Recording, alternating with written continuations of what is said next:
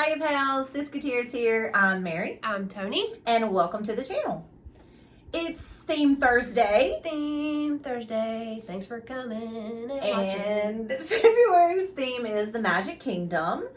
And today we're going to talk about some of our tips and tricks for navigating the Magic Kingdom. Yeah, I don't know. It's just kind of what we do. Yeah, just the way we do it. The way we do it. So if you're interested and you like this kind of conversational content, hit that subscribe button. Turn on the notification bell so you'll be notified every time we upload a video. And then at the end, you give us a big thumbs up. All right. So I think we both agree that the first tip for the Magic Kingdom is to arrive early and rope drop. Correct. And these are tips for a non-pandemic park. Yeah, I mean, even still, arrive early. Like, I think arriving early makes a huge difference in what your day can look like. Right.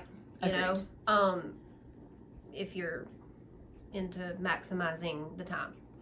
So this is, we always say this. I personally like to get to the park 45 minutes to an hour before it opens. Mm-hmm. And usually when we do that, we're like the first people we're to walk under the first, tunnel. Like 20 people that are there. To go under the tunnel. Typically, yeah. And the reason we say that, the reason why we like that is because waiting outside the park before it opens. Before anything opens, you're not wasting time waiting in a line.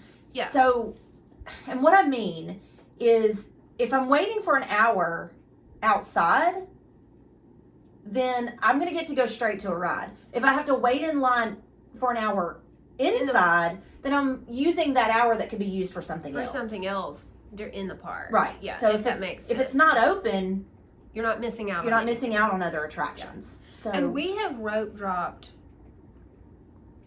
almost every time. Like I mean, I don't remember when we started rope dropping, but like that's just how we do it. Yeah.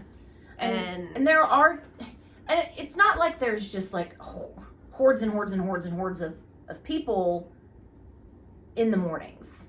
I mean, a lot of people do the rope drop, but typically I feel like the day picks up right around lunchtime. I was about to say from 8 or 9 or whatever time the park opens until about 11 or 12 is a really good time. You can get a lot done. You can, and then around noon you can kind of slow down and relax, eat lunch, when everybody else is coming into the park and lines are backing up and that sort of thing. So we have just found that works for us. We like that, and I'm sure we'll continue to do it that way. So if you want to try to maximize your time, rope drop.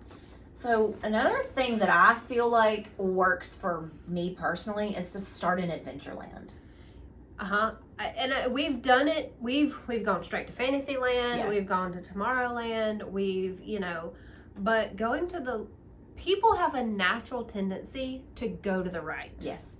Like just human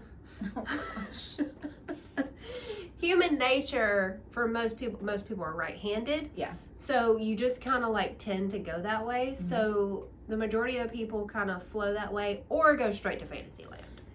Yes, because the majority of the attractions are in Fantasyland. Right. And everybody's wanting to get on Peter Pan's flight. I feel like Seven Dwarfs. So that's where the majority of the crowd goes. I mean, I've literally gone up the middle at rope drop, and we've been the only people to go to the left. Yes. I mean, I've done that. There's very few people who go to Adventureland and Frontierland to start out with. So we find that, say the park is opening at 9, because I think that's the typical. Yeah. We find that between 9 and 10, you can do Jungle Cruise, Pirates, Big Thunder, and Splash. You can do all in of an hour. Yes. Because people aren't. They're just not on that side. They're not rushing to do those things. They're just not. I mean, there are people on that side, but the majority of them are not. Are not. Yeah. And your lines are going to be walkthroughs, much shorter type thing. And then, you've done that side of the park, and then you've got the rest of the day to do the other stuff. Yes. And you don't feel so like, you Pressure. know what I mean? Yeah. So, I don't know, do you have one you want a tip or a trick or something? Well, this is not about riding rides or attractions or anything, but don't buy bottled water. No. I mean, if you don't like the way, fountain water or whatever taste, I guess I get it. But you can get free cups of water. Yeah. In the in all the parks, but yeah. you know, it's a one way that you can cut out a cost. And bottled water is like $4. Yeah, or take your own bottled water. Yeah, so they don't mind if you bring your own snacks and drinks inside. Yeah. So that's a good way to save some money if you're not just dead set on Disney snacks. Yeah, I mean, drinks, like Sodas, a water or a soda, like, because they'll let you even bring a cooler. Yep. Like, if it's a certain size, I don't know the dimensions off the top of my head. I don't either. But it's a fairly decent size, so if you, I mean, you have to carry it around, obviously, or you could rent a locker if you want to, but... Or you can rent a stroller like we do and stroller. put your bags in. Like, we went Y'all on our sister trip and we pushed a stroller with bags because it had our bags in it, and you don't have to carry it on your backpack. I mean, on your back. Pushing a stroller is so much easier than carrying and then a backpack. there's cup holders. Yeah, like it was. Yeah, I mean, it's that's only another like tip. only like $15 a day. That's another tip. It just. Strollers. Especially if you're like, you know, if you're gonna go and stay all day, and you're not gonna take any breaks, you need a bag with stuff in it. Yeah, obviously. Well, yeah, you know. I don't know how these people. I don't know. Go into the park with their. For an all day. No, if you're gonna leave event? and come back, it's different. But like, if you're going all day, take your snacks, take some drinks, rent a stroller. Like, yeah. I mean, I just do it. The amount of money you'll save on snacks and drinks, you can rent. Rent the stroller, and it's like makes it easier to push your stuff, and it just I don't know. I felt so when we did that. The big park we did that in was Epcot. We did it in Epcot because we were doing. You know, well, we actually bought it. We rented it in Animal Kingdom. We did. Like halfway through the day, yeah, we were like, let's just see how much a stroller is. I'm gonna tell you. When they told us $15, we were like, sign us up! It was the difference in how my body felt not carrying the bag. And even that way too, and which most of the time at Magic Kingdom I'm comfortable to put my bag in the stroller. I would take my like purse thing, wallet stuff out. Yeah. But we've never really had a problem with it. So you can park it, you can do your attractions. Leave your stuff there. You don't have to carry your bag on a ride. It's so convenient. That really is a good tip. Like, even if you don't have children, like, just get a stroller. Yeah. Like, we really or take a stroller. Or take one. We took yep. An umbrella stroller one year. Like, brought it with us. It had been like 3 trips since the boys had sat in a stroller. And we still took them. they were like 12. Like, Logan was like 12. I mean, you know what I mean?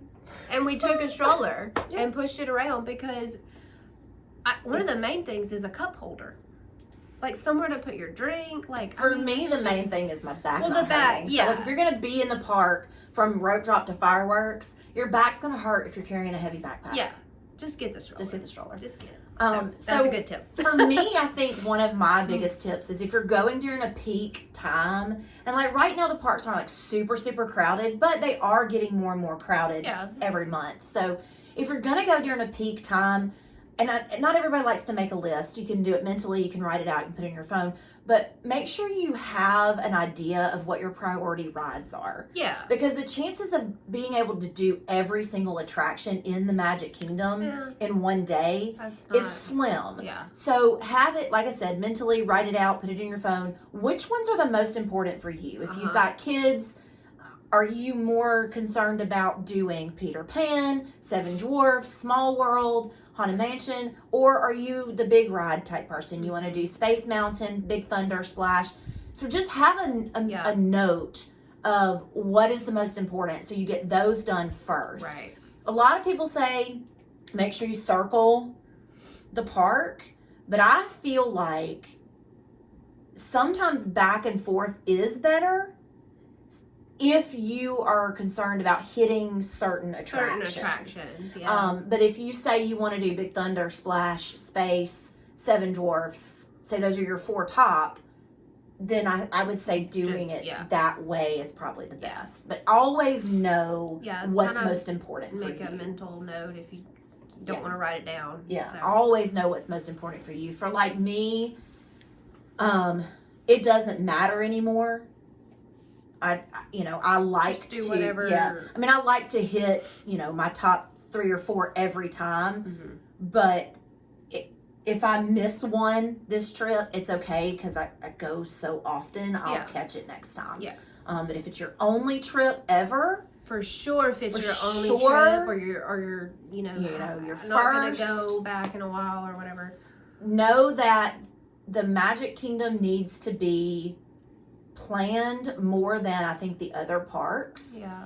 And also, it probably needs 2 days.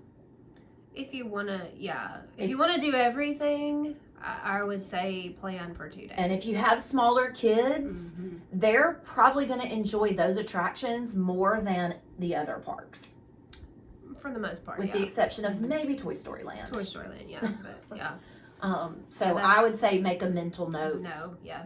And kind of on that same thought process is if you're gonna eat like lunch or dinner there, I would go ahead and go on the website, look at what restaurants are available, look at their menus, because you could spend a good 45 minutes trying to decide where you want to eat.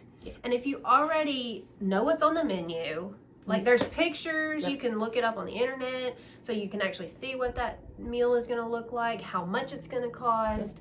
Already kind of know in your head like where the location is, like what's going to work best for, at noon we're going to be over here, so we should probably pick a place to eat in that area. Look at the menu, kind of already know. Yeah. And right now you can mobile order. So go ahead and get it ordered. And then when you're ready to eat, tell them you're there. One of my biggest suggestions while we're talking about food is not to eat at noon. Well, yeah, because everybody else is so busy. At noon. So if you can eat lunch at 11 or at 1:30, it's going to be less crowded. Yeah. And then while everybody's eating lunch, you're going to have less crowds at the attractions. In the attractions, yeah. To get things done. And then, like for dinner, if you're going to eat dinner and then still do more park, Magic Kingdom, there's not a whole lot of table service options in the Magic Kingdom. I mean, there's a couple. 1, 2, 3. There's Tony's, Town Square, Crystal Palace, Skipper Canteen, Be Our Guest. Oh, Be Our Guest. And Liberty Tree Tavern. Okay, so there's 5. Is that right? Cinderella's Royal Table, but that's almost impossible to get. Yeah. But I would say, there are options like on the monorail loop at the resorts if you wanted to do that as well. Know that is an option, and you don't have to go very far.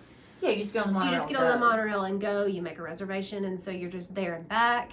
I wouldn't leave the Magic Kingdom area. I wouldn't either, unless you don't plan on going back there. If you're planning on going back to the park after dinner, I just wouldn't leave the area. I mean, the resorts are on the monorail loop are fine because you're quickly back. Yeah.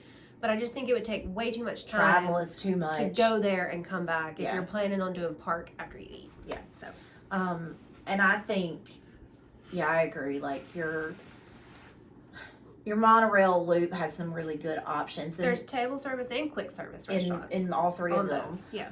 One thing too for like food, if you're going to do a table service, you have to make a reservation. Well, yeah. They're not, especially now with limited capacities, they're not going to let you walk up and get a table. Yeah. So make sure you make your reservations. Make sure you have a plan for your what's important, what you want to do. Start to the left. Rope drop. Take your own snacks and drinks. Rent that stroller to make it easier on everybody. Yeah. I mean, so I think that's pretty good. I think that's really how we really do the Magic Kingdom. That is how we do the Magic Kingdom. I think. Yeah, I think that's it. That's what we like to do. That's our tips for going to the Magic Kingdom. One last thing. Okay. If you want a really fun, nice castle picture, get it at park closing. Yes. Let everybody go ahead and leave. You linger around until they're like forcing you to leave. There's nobody in front of it. It's nighttime. It's lit up. It's beautiful. Snap a picture. Also, while you're talking about leaving, Main Street actually stays open like an hour after the park closes. So if you're going to shop, do it after the park closes. All the rides are shut down. Everybody's pretty much already left. Leaving. Yeah. Go in the shops then. Yeah. Because you're going to have some time. They don't make you go out immediately. Right. They're going to do the kiss goodnight. Yep. Stay for the kiss goodnight. Yep. It's really, really fun. this is how you maximize, for me, how you maximize time If in the Magic you Kingdom. are doing a Magic Kingdom day, like morning to, rope drop to fireworks. Kiss goodnight. We'll say kiss goodnight Yeah. instead of no fireworks. That's how I would do it. Yeah. So. You guys just got to do it. Yeah. And if you need a rest or you need a nap, there's the Carousel Progress. There's the People Mover Mhm. that you can nap on. There is Small World. Country Bears. Country Bears. There's the Hub. You literally can just sit on the Hub, Lay in the lay grass. there. I've literally done that. Cavalcades will come by every so often. Maybe you can catch a peek at one of those. That is, take breaks. Yeah. That's another tip. Sorry, I know we're wrapping it up, but do take breaks. Don't just like beat yourself to, like, sit down, Right. relax, let your feet get off your feet, Mhm. enjoy just Have a snack that you brought with ambiance, you. you know, eat your snack. Yep. So, yeah. And like we said, some of those attractions can be considered a break. I mean, Yeah. Carousel of Progress is a 20-minute attraction. Yes. That's a fabulous time. It's dark. to just you can break. put your feet up. You're just sitting Yep. there, relax. and you're chilling, Mhm. and then you can Yep. go again. Yep. So I think that's good. Yeah, I think so. Thanks for hanging out and watching. If you made it all the way to the end, was a long one. comment down below. Do you have any tips for the Magic Kingdom? Anything you do different that would help? Help us maybe maximize more time while we're there. Different that we aren't doing that we should be doing. Yeah. So let us know. Yeah. So until next time, TTFN. Ta-ta for now.